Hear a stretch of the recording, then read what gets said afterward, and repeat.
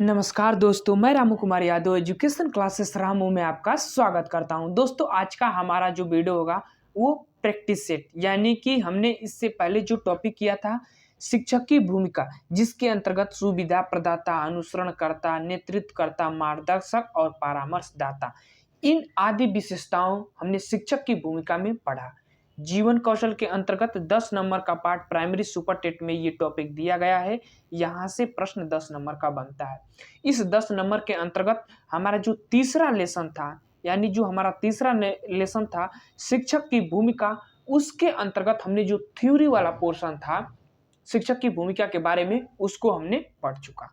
अब हमने कहा था आप लोगों से कि जैसे ही हर टॉपिक खत्म होता है, हर टॉपिक के बाद हम इंपॉर्टेंट क्वेश्चन की सीरीज लेकर आता हूं, जो कि काफी मोस्ट इंपॉर्टेंट होते हैं और एग्जाम में बनने के चांस रहते हैं। तो उसी के मद्देनजर हमने टॉपिक को जैसे ही खत्म किया, इंपॉर्टेंट क्वेश्चन लेकर आ गया। अब इसमें जितने भी क्वेश्चन होंगे काफी इंपॉर्टेंट होंगे, शिक्षक की भूमिका के रिलेटेड, टॉपिक के रिलेटेड। तो आप इस टॉपिक को जरूर लगाइएगा अगर आप प्राइमरी सुपर टेट की तैयारी करते हैं तो। दोस्तों, थोड़ा चीज और आपको बता दूं, इस वीडियो के बाद अभी कई टॉपिक बच जाएंगे, उनकी वीडियो जो है कुछ दिनों बाद आएगी, यानी कि 23 जनवरी को टेट का एग्जाम है, उसके बाद उन वीडियो को आएगा। क्योंकि 23 जनवरी के रिलेटेड जो प्रैक्टिस सेट चलेगा हमारे चैनल पर, हिंदी का, साइको का और पर्यावरण और संस्कृत, इन 4 टॉपिकों की काफी इंपॉर्टेंट 30-30 प्रश्न की मैं वीडियो और प्रैक्टिस सेट कराऊंगा। आप उन वीडियो को जरूर देखिएगा। ऐसे ऐसे प्रश्न होंगे जो आपको आपकी जो क्षमताएं होंगी उसका एहसास कराएंगे कि आप टेट एग्जाम के लिए कितना क्वालिफाई हैं। तो आप उन वीडियो को जरूर देखिएगा। इसके बाद जैसे ही टेट का एग्जाम खत्म होगा, फिर से हमारे जैसे वीडियो चल रही थी वैसे ही चलती रहेगी कंटिन्यू। तो 23 जनवरी तक थोड़ा सब्र रखिएगा और इस वीडियो को जरूर लगाइएगा। ये टॉपिक बहुत इंपॉर्टेंट है आप लोगों के लिए। तो चलिए दोस्त, ज्यादा बात न करते हुए सीधे अपने टॉपिक पर चलते हैं। प्रश्न नंबर 1 कह रहा है कि छात्रों में वे शिक्षक लोकप्रिय होते हैं जो क्या करते हैं, उनकी समस्याओं के समाधान में सहायक होते हैं। उनकी समस्याओं के समाधान में सहायक होते हैं, वहीं छात्रों के लिए शिक्षक लोकप्रिय होते हैं। तो ऑप्शन नंबर बी वाला विकल्प सही हो जाएगा। हमने 4 ऑप्शन इसलिए नहीं पढ़ा क्योंकि वीडियो ज़्यादा लंबा हो जाता है। अपने हिसाब से आपके लिए टाइम देता हूं, आप प्रश्न को पढ़िएगा, बी वाला ही विकल्प उस प्रश्न के रिलेटेड जो सही हो उसी को मैं बता रहा हूं डायरेक्टली। तो चलिए दोस्त, अब सीधे चलते हैं अगले प्रश्न पर। यहाँ बी की व्याख्या किया गया है, देख लेते हैं व्याख्या को भी। जैसे कह रहा है कि छात्रों में वे शिक्षक लोकप्रिय होते हैं जो उनकी समस्याओं के समाधान में सहायक होते हैं। शिक्षक में परामर्शदाता, मार्गदर्शक, नेतृत्वकर्ता आदि की भूमिका निभाने का गुण होना चाहिए। परामर्शदाता के रूप में वह समस्यात्मक बालकों एवं बाल अपराधों में सुधार हेतु परामर्श देता है तथा छात्रों को इस प्रकार परामर्श दे कि वे स्वयं अपना मूल्यांकन कर सके। तो हमने थ्योरी में पूरी डिटेल से हमने इस चीज को बात किया हूँ, यही चीज आपको बता रहा है कि शिक्षक वही लोकप्रिय होगा बच्चों में जो उनकी समस्याओं को समझेगा, उनकी भावनाओं को समझेगा, उनको अपने जो बातें रखने की अवसर देगा, तो वही उनके लिए क्या होता है, लोकप्रिय होता है सीधे शब्दों में। तो बी वाला विकल्प इसका सही हो जाएगा। अब चलते हैं प्रश्न नंबर दूसरा। प्रश्न नंबर दूसरा करा कि अध्यापक को मित्र, दार्शनिक एवं मार्गदर्शक की अभिव्यक्ति से गौरवान्वित किया गया है, इसका कारण क्या है? इसका कारण पूछ रहा है आप लोगों के लिए। ऑप्शन आप लोगों के सामने है और इसका भी विकल्प वही सही होगा, बी वाला, क्योंकि वह छात्रों को मानवता के महान मूल्यों को हस्तांतरित करने का कार्य करता है जो शिक्षक। बी वाला विकल्प इसका सही हो जाएगा। देखिए, अब अगले प्रश्न पर चलते हैं। प्रश्न नंबर तीसरा, इसका तो उत्तर आप लोग दिख ही गया होगा। प्रश्न नंबर तीसरा करा कि विद्यार्थी की अधिकतम आत्मोपलब्धि में अध्यापक का योगदान निम्नलिखित में से किसके द्वारा होता है? जो अध्यापक बालक होते हैं उनकी अधिकतम उन्नति में अध्यापक का योगदान किसके द्वारा होता है, यही आपको इसमें से ऑप्शन चुनना है। प्रश्न यही कर रहा है। तो इसमें होगा छात्रों की आवश्यकताओं, लक्ष्य एवं उद्देश्यों की प्रति संवेदनशील आवश्यकता द्वारा, मतलब शिक्षक जो होता है ना वो बच्चों की आवश्यकताएं, उद्देश्य और लक्ष्य जो रखे गए होते हैं उनकी संवेदनशीलता, उसके प्रति वो संवेदनशील रहता है, एकदम जागरूक रहता है। तभी उनकी जो बच्चों की जो उन्नति होती है उसमें जो एक उत्पत्ति का कार्य होता है, आगे बढ़ने का कार्य करने का कार्य करता है शिक्षक, या योगदान रहता है शिक्षक का। तो सी वाला विकल्प इसका सही हो जाएगा, तीसरा काम। अब आगे चलते हैं, काफी इंपॉर्टेंट प्रश्न है, यही व्याख्या वहीं पर किया है उसी प्रश्न की। तो क्या व्याख्या पढ़ेंगे, चलिए आगे चलते हैं। जो इंपॉर्टेंट व्याख्या होंगी मैं जरूर उनको आप लोगों को बताऊंगा।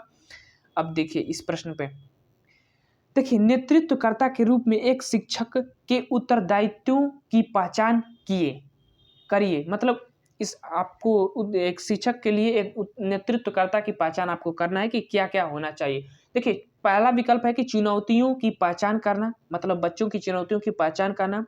दूसरा, समय सारणी को अच्छी तरह से नियोजित करना। और तीसरा, समस्या की पहचान व समाधान हेतु तथ्यों का प्रमाण व मूल्यांकन करना। तो ये जो जितने भी आपके सामने दिख रहा है, जो कि तीनों विकल्प, ये तीनों विकल्प आपके एक शिक्षक के नेतृत्वकर्ता के लिए जरूरी होता है, और एकदम सी वाला विकल्प इसका सही हो जाएगा। पहला, दूसरा और तीसरा तीनों जरूरी होता है। एक शिक्षक अगर नेतृत्वकर्ता के रूप में अगर है तो उसके लिए ये तीनों जरूरी है।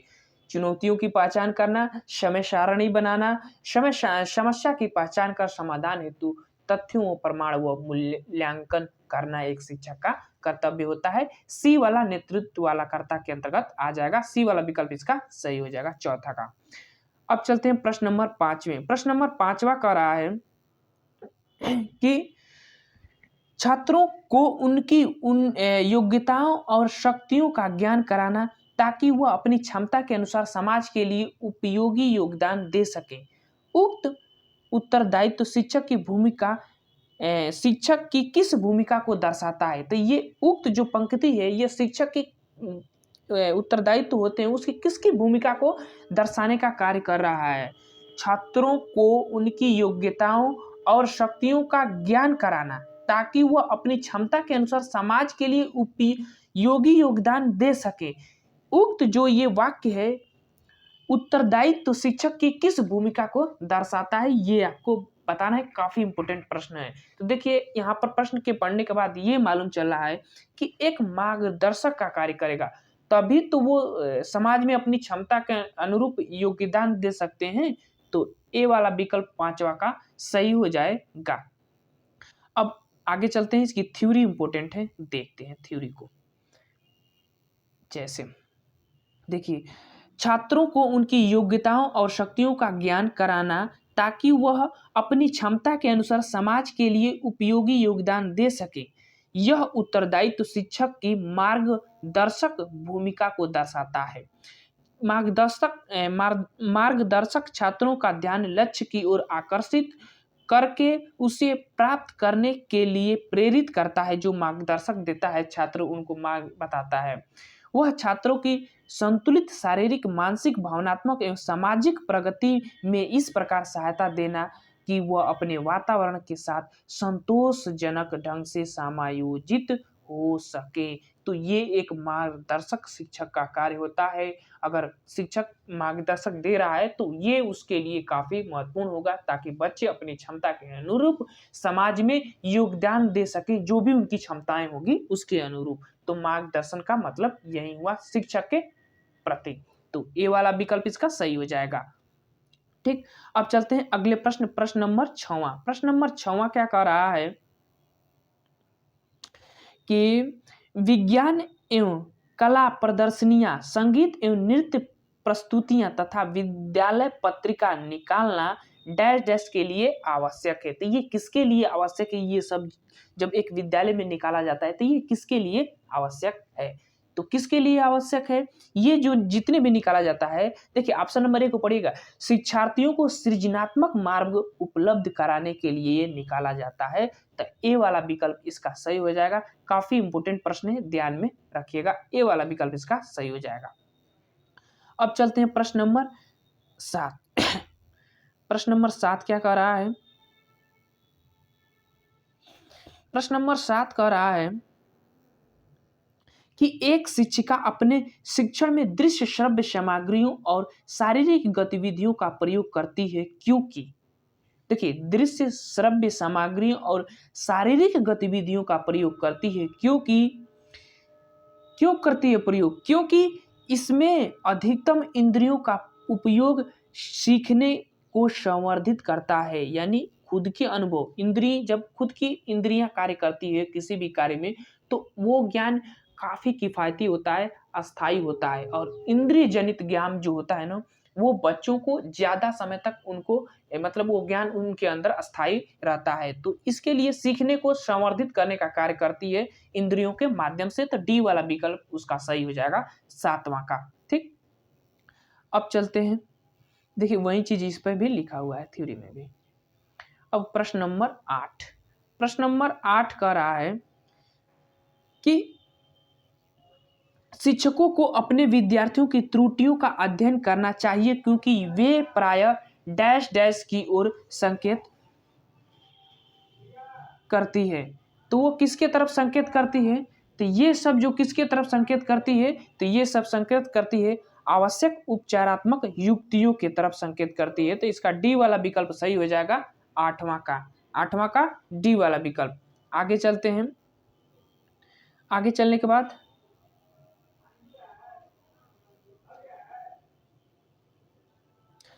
डी वाला विकल्प सही हो जाएगा। शिक्षकों को अपनी विद्यार्थियों की त्रुटियों का अध्ययन करना चाहिए, क्योंकि वे प्रायः आवश्यकता उपचारात्मक युक्तियों की ओर संकेत करते हैं। छात्रों की अधिगम समस्याओं एवं कमजोरियों का निवारण करने के उद्देश्य से विविध शिक्षण युक्तियों, कौशलों एवं सहायक सामग्रियों का कुशलतापूर्वक प्रयोग किया जाता है। तो ये चीजें हो जाती है जो कि शिक्षकों के जो विद्यार्थियों की त्रुटियां होती हैं उनको जानने से। अब क्या होता है कि शिक्षक क्या होते हैं कि वो बच्चे की जब त्रुटियां जान जाते हैं तो उनका उपचार करने में उनको आसानी हो जाती है, शिक्षण विधि भी बदलने में उनको आसानी हो जाती है, इस तरह से। ठीक, तो प्रश्न नंबर 9 पर चलते हैं। प्रश्न नंबर 9 कह रहा है कि एक विद्यार्थी कहता है कि उसका दादा आया है, उसका दादा आया है। देखिए लैंग्वेज थोड़ा वाक्य को समझिएगा। एक विद्यार्थी कहता है कि उसका दादा आया है। एक शिक्षक होने के नाते आपकी प्रतिक्रिया होनी चाहिए। आपकी प्रतिक्रिया उस समय क्या होगी? अगर आप शिक्षक होंगे, आपके जो विद्यार्थी होंगे वो ऐसे वाक्य का प्रयोग करेंगे कि उसका दादा आया है, तो आप क्या करेंगे? तो आप क्या करेंगे? अच्छा, आपके दादाजी आए हैं, ऐसे वाक्य बोलेंगे, आदर्श रूप का व्यवहार करेंगे आप उसके आगे। सी वाला विकल्प। अब देखिए ए वाला विकल्प कर रहा है कि दादा आया है की जगह पर दादी आई है, दादाजी आए हैं कहना चाहिए। ये उसको बताएंगे नहीं, आप खुद उसके सामने आदर्श रूप व्यवहार प्रदर्शित करेंगे, क्योंकि छोटे बच्चे जो है ना अपने अध्यापक का सबसे ज्यादा अनुकरण कर कर सीखना चाहते हैं, अध्यापक के जैसा बनना चाहते हैं। तो आप क्या करेंगे कि अच्छा आपके दादाजी आए हैं, ऐसे वाक्य का प्रयोग आप करेंगे उसके लिए। तो इसका विकल्प सी वाला विकल्प सही हो जाएगा। इंपॉर्टेंट क्वेश्चन है, ध्यान में रखिएगा। ठीक, ए वाला विकल्प सही नहीं होगा। अब चलते हैं आगे, इसकी व्याख्या भी इंपॉर्टेंट होगी, उसको देखते हैं। व्याख्या करा कि बच्चे अनुकरण द्वारा सीखते हैं, वे शिक्षक के सही गलत तभी तरीकों का अनुकरण करते हैं, सही गलत सभी तरीकों का अनुकरण करते हैं। शिक्षक होने के कारण अभिभावकों के प्रति सम्माननीय शब्दावली का प्रयोग करना चाहिए। किसको? शिक्षक को। अतः एक विद्यार्थी यह कहता है कि उसका दादा आया है, यह एक शिक्षक के होने के नाते आपकी प्रतिक्रिया यह होगी कि अच्छा आपके दादाजी आए हैं, यानी कि आप खुद आदरणीय वाक्य का प्रयोग करेंगे, आदरणीय प्रदर्शन आप वहां करेंगे, जिससे क्या होगा ना कि एक जो बच्चा होगा ना वो आपके वाक्य को सुनने के बाद वो अपनी जो शब्दावली प्रयोग किया रहेगा बच्चा, वो हीन भावना का उस पर अपना प्रतिक्रिया व्यक्त करेगा और वो फिर आपके वाक्य का प्रयोग करना स्टार्ट कर देगा। तो ये चीज एक अध्यापक के अंदर होना चाहिए। काफी इंपोर्टेंट प्रश्न है, ध्यान में रखिएगा। प्रश्न नंबर 10 पर चलते हैं। प्रश्न नंबर 10 का रहा है कि विद्यार्थियों को स्वतंत्र रूप से चिंतन करने तथा प्रभावी शिक्षार्थी बनाने के लिए सक्षम बनाने हेतु शिक्षक के लिए क्या महत्वपूर्ण है। एक बार प्रश्न को फिर से पढ़ते हैं। विद्यार्थियों को स्वतंत्र रूप से चिंतन करने तथा प्रभावी शिक्षार्थी बनाने के लिए सक्षम बनाने हेतु, मतलब प्रभावित शिक्षार्थी बनाने के लिए, सक्षम बनाने हेतु शिक्षक के लिए यह महत्वपूर्ण है कि शिक्षक के लिए क्या महत्वपूर्ण है कि वो अपने बच्चों को एक स्वतंत्र चिंतन करने वाला प्रभावी शिक्षार्थी बनाने के लिए, सक्षम बनाने के लिए, उसके लिए शिक्षक के लिए क्या महत्वपूर्ण है कि वो प्रयोग कर सकता है।